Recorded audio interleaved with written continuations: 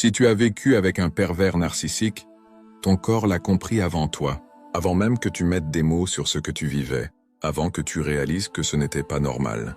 Parce que le pervers narcissique ne détruit pas seulement l'esprit, il épuise le corps. Ce stress constant, cette tension permanente, ça ne reste pas dans la tête.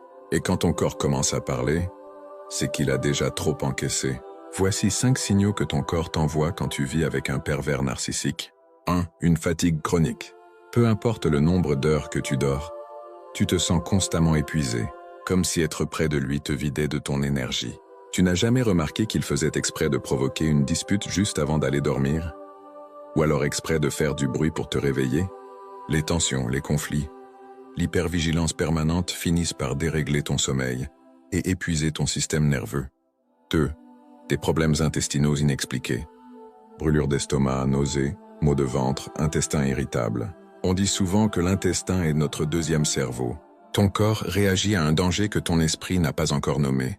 3. L'anxiété et les attaques de panique. Tu as constamment la boule au ventre, souvent du mal à respirer.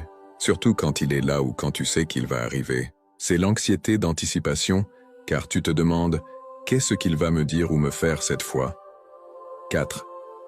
Ton corps se crispe quand il s'approche. Quand il entre dans la pièce ou qu'il te touche, ton corps se tend et le rejette sans que tu comprennes vraiment pourquoi. Ce n'est pas excessif, c'est un mécanisme de survie. 5.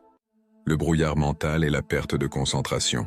Tu doutes de toi, tu oublies des choses, tu n'arrives plus à penser clairement. Le stress chronique et le gaslighting finissent par épuiser ton esprit. Quand une relation te rend malade, ce n'est pas toi le problème. Une relation saine n'épuise pas. Elle ne fait pas vivre dans la peur. Si ton corps t'envoie ces signaux, ce n'est pas pour rien. Alors écoute-le et ne les ignore surtout pas. Si ces signes te parlent, écris-le en commentaire. Mettre des mots dessus, c'est souvent le premier pas vers la guérison.